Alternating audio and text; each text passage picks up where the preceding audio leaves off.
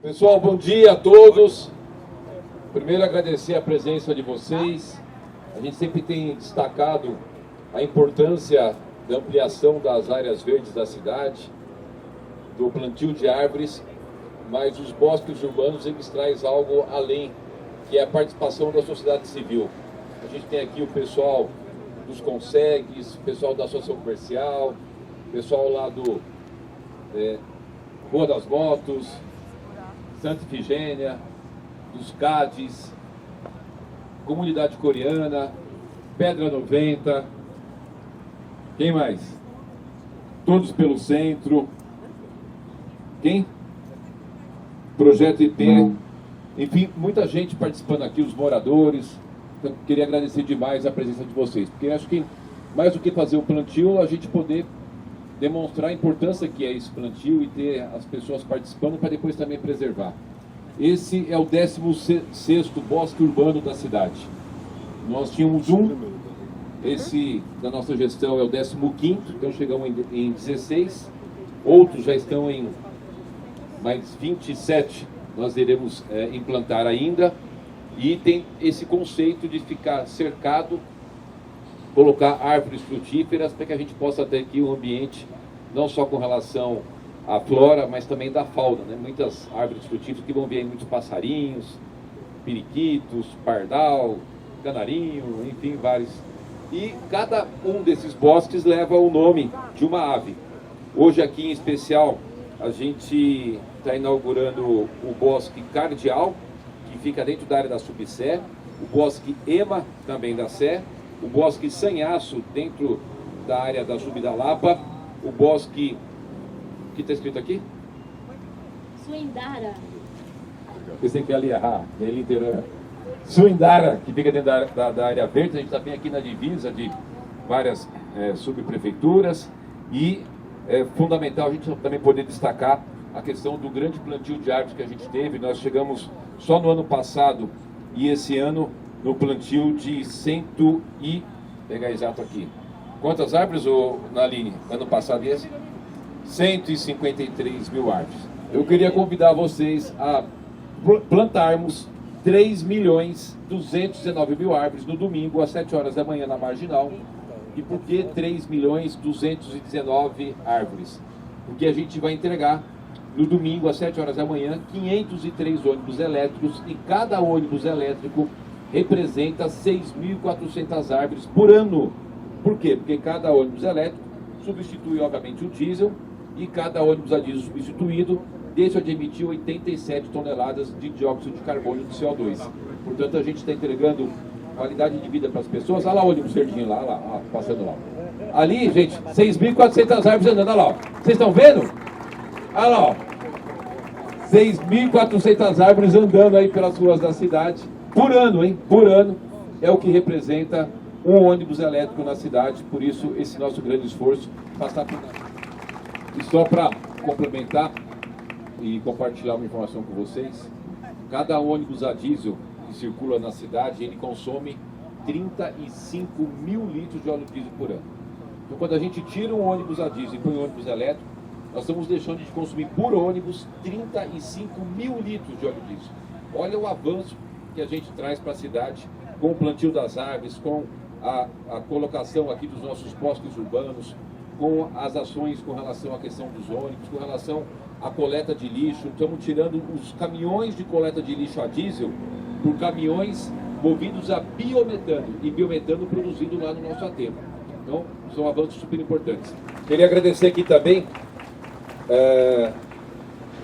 tá aqui, o Consulado Britânico e o Movimento Novas Árvores por aí, que fizeram a doação de todas essas árvores que estamos plantando aqui, fizeram a doação de 300 mudas. Então, muito obrigado, Consulado Britânico e o Movimento Novas Árvores por aí. É importante destacar que esses 4 bosques, eles tinham 411 árvores, hoje eles vão passar a ter 2.400 árvores. Nós estamos plantando 2.000 árvores só nesses 4 bosques. Prefeito, por favor, primeiro falar da entrega, depois a gente abre para outros assuntos, tá bom? Boa, vamos lá. Gente, bom dia. Hoje é um dia super importante para a cidade que cuida da questão do verde e da sustentabilidade. A gente inaugura hoje mais 4 bosques urbanos.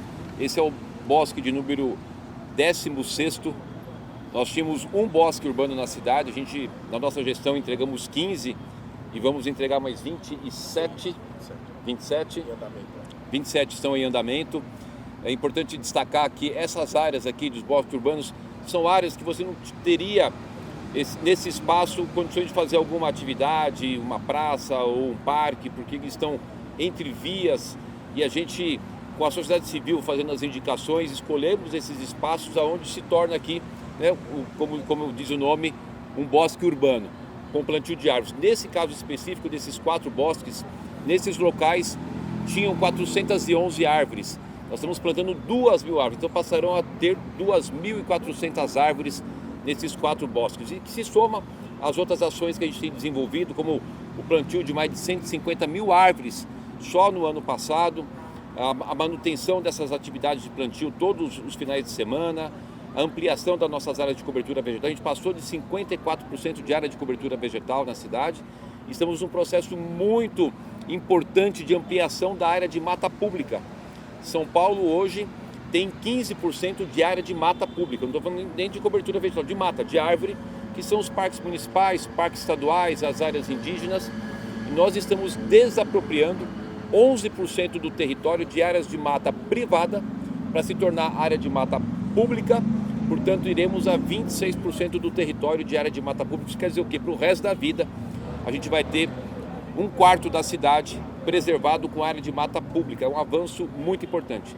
Só para a gente ter uma ideia, esses 11% que nós estamos desapropriando representa um território maior do que a cidade de Paris, né? Para a gente poder ter ideia da dimensão, da importância do que a cidade de São Paulo está fazendo. E um destaque também muito especial para essas ações é a participação da sociedade civil.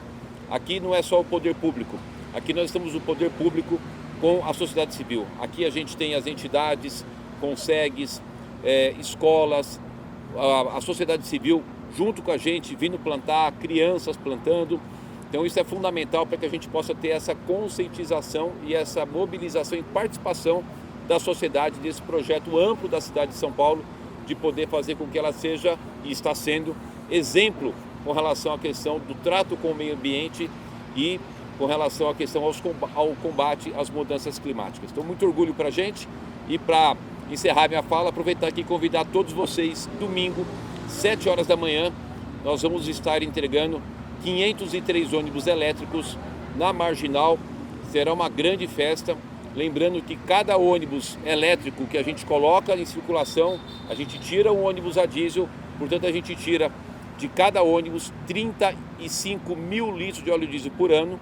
E também, ao entregar um ônibus elétrico, isso representa por ano 6.400 árvores, porque a gente tira de circulação um ônibus que emite 87 toneladas de CO2 por ano. Então é um avanço enorme para a cidade. Isso melhora muito a qualidade de vida, o ar, diminui as doenças cardiorrespiratórias. Enfim, São Paulo dando um grande exemplo para o Brasil e para o mundo de como lidar com práticas realmente efetivas das ações de combate à mudança climática e respeito ao meio ambiente. Luiz, da Rádio Bandeirantes. Bom, Luiz. Gostaria que o senhor comentasse sobre Paraisópolis. Primeiro, sobre a questão ambiental, se esses bosques vão chegar até Paraisópolis, na Zona Sul. E também gostaria que o senhor falasse sobre o andamento das outras obras que já estavam acontecendo, as melhorias em Paraisópolis, o cronograma e como estão as entregas também.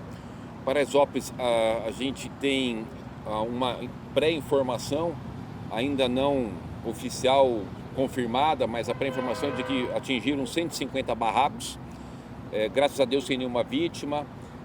Tivemos um bombeiro que se machucou, o governador Tarcísio me ligou e fez esse comunicado, acho que uma esfoliação no braço e no peito, mas nenhuma vítima fatal, graças a Deus. Só, infelizmente, esse bombeiro, nada grave, mas teve ali uma situação nas ações de combate ao incêndio no local.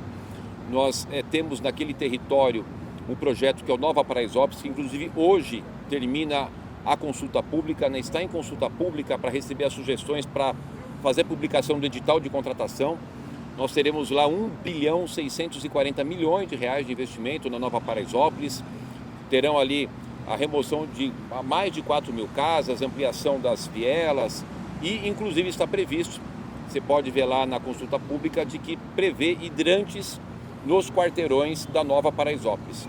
Então, estamos lá com a secretária da Assistência Social no local, o subprefeito, a nossa secretária de Direitos Humanos, o pessoal da habitação. As famílias estão sendo atendidas no CEL Paraisópolis. Será oferecidos a eles toda a orientação e todo o apoio com relação à questão da sua estadia e com relação à questão de fazer um provimento habitacional para essas famílias, né? Lembrando que ali é uma área particular que está entre Paraisópolis e o Parque Itapaiúna. O nosso jurídico também já vai ingressar com uma ação judicial contra o proprietário dentro de uma ação que chama obrigação de fazer, porque se ele tem um imóvel privado, ele deveria preservar aquele imóvel, não permitir as ocupações irregulares, né, com barracos, e que acaba culminando no acidente que teve hoje, iniciado 4 horas da manhã, foi, né? Que iniciou-se às 4 horas da manhã de hoje, lá em Paraisópolis. Mas, enfim, no contexto geral, a gente lamenta muito o ocorrido, mas o bom é que não teve nenhuma vítima fatal e de que nossas equipes estão lá dando atendimento para todas as famílias, tanto da habitação, assistência social, direitos humanos, vendo a questão de alimentação. Cada um receberá o cartão emergencial de R$1.000 para poder ali rapidamente fazer alguma questão de urgência, e todos terão acompanhamento tanto da Prefeitura de São Paulo como o Governo do Estado de São Paulo. Júlia, da SBT. Olá, prefeito, tudo bem? Você trabalha em Júlia? Você está em todas. Na sua cola. Vamos lá.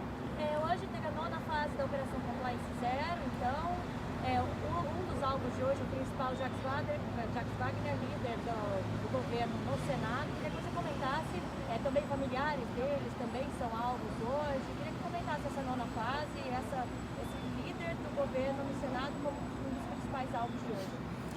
Eu acho que sobre essa questão não é novidade para ninguém da sociedade, para vocês da imprensa, de que vocês mesmos têm trazido isso, de que o embrião, a semente desse, que deve ser um dos casos maiores de corrupção do país, o caso Master, começou na Bahia, no governo do PT na Bahia, com o Crédito Sexta, né? Ali é onde tudo começou. Agora, aguardar as apurações, não fazer nenhum pré-julgamento, obviamente. As buscas e apreensões, elas acontecem justamente para isso, para poder buscar ali elementos que vão fazer prova da inocência ou a prova do envolvimento com algum ato delituoso, criminoso. Lamentar ter o líder do governo no Senado envolvido nisso, né, o Jacques Wagner, que eu não posso negar para vocês que toda vez que eu estive no Senado me recebeu bem nas demandas que eu levo de interesse da cidade de São Paulo. Sempre foi um senador muito acolhedor com a minha pessoa. Como prefeito, não tenho nenhuma relação pessoal, particular, não tenho nem o telefone dele, mas acho que só dizer disso, porque é uma pessoa que realmente, no trato com os interesses de São Paulo que eu fui levar ao Senado, sempre nos tratou bem. Lamentar isso, agora aguardar o processo. Mais um destaque sobre esse tema, acho que é um destaque que vale mais, a atuação firme do ministro André Mendonça. O ministro André Mendonça tem se demonstrado um magistrado de alto nível, totalmente imparcial. A gente não vê parcialidade nas decisões, doa quem doer as investigações da Polícia Federal que chegam a ele, porque, lembrando que essa ação é a pedido da Polícia Federal nas suas investigações.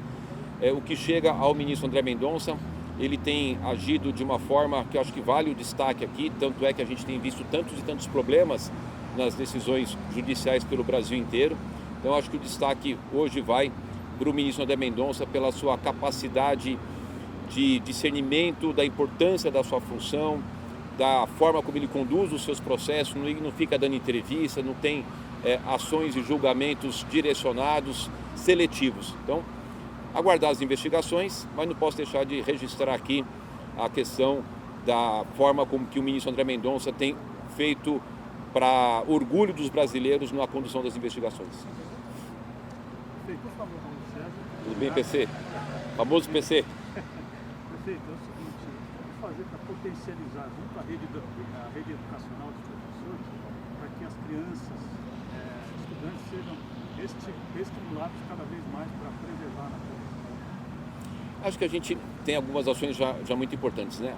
Hoje a gente não tem aqui crianças de escola. A gente tem crianças que estão acompanhando aqui, pais e avós, mas a gente tem feito sempre os plantios de final de semana com grupos de alunos das escolas próximas. Se você já acompanhou, vier acompanhar algum plantio nos sábados dos bosques, você vai ver grupos de crianças da escola. A gente tem que ter esse cuidado de chamar as crianças próximas. Nós temos um programa importante de horta dentro das nossas escolas. A gente tem 4.000 mães de alunos da rede municipal que são contratadas pela prefeitura no programa POT, Programa Operação Trabalho, que fazem parte delas esse cuidado com as hortas para as crianças poderem plantar, colher, e também fazem um trabalho fundamental, que é trabalhar com relação à diminuição das crianças não frequentarem a escola. Nós chegamos hoje num nível, o menor do Brasil, de 0,6% de crianças só. No Brasil esse índice é mais de 5%, mas de 0,6% é o nosso índice da falta de presença de alunos na escola. Então a gente está caminhando bem, acho que os resultados são positivos. Poder fazer essas ações aqui já é um grande exemplo, né? As crianças, elas seguem sempre o exemplo do que os adultos fazem, do que as pessoas fazem, e a cidade de São Paulo está dando o exemplo de mostrar o quanto que é importante plantar, o quanto é importante preservar, o quanto é importante a gente cuidar da saúde do planeta. Para encerrar, Pedro da CBN.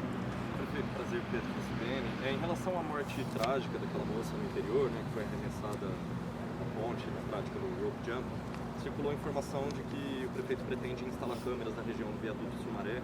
Eu queria saber se isso está só ainda no plano das ideias, se depende de um decreto, projeto de lei, o que seria um obstáculo para a implantação disso? Primeiro, a gente deixar colocado de forma muito clara, né, que aqui na nossa cidade a gente não vai permitir que atividades ilegais possam acontecer e acabam culminando em acidentes e, no caso de óbitos, como lamentavelmente foi dessa moça de 21 anos. Nós vamos colocar as câmeras do Smart Sampa lá. Eu já determinei a secretaria para a instalação das câmeras do Smart Sampa, dentro de um sistema que, se a gente observar alguma movimentação, ele já dá o alerta pela inteligência artificial e a gente possa enviar a Polícia Municipal para fazer o impedimento da continuidade desse tipo de ação ali. As pessoas precisam também ter muita responsabilidade, né? É importante, quando a gente fala assim que as atividades precisam ter o aval e a licença, o alvará da prefeitura, isso não é só por uma questão burocrática, isso é por uma questão de saúde. Quando a gente exige o alvará da vigilância sanitária no restaurante, é porque a gente quer saber se aquela manipulação do alimento está sendo feita de acordo, para não prejudicar as pessoas. Quando a gente fala para poder ter um parque funcionando ou uma atividade de jungle, como a gente está comentando aqui agora, é para saber se eles estão seguindo as normas de segurança, se os equipamentos são os equipamentos adequados, ideais para que não gerem nenhum acidente. Então, o papel do governo, o papel da administração, da gestão, também é esse, de poder exigir esses registros, poder exigir essas licenças, porque a gente não só faz a emissão dessa licença por uma questão burocrática, mas porque a gente faz uma análise se aquela atividade ela vai ter condições de prestar um serviço ou prestar ali um produto que gere segurança para as pessoas. Então, as câmeras serão instaladas lá e a gente vai, inclusive, nos finais de semana que mais acontece isso, reforçar a ronda da Polícia Municipal naquele ambiente, naquele local. É rápido, não deve demorar muito não, acho que é uma questão de uma semana, 10 dias instala, é simples.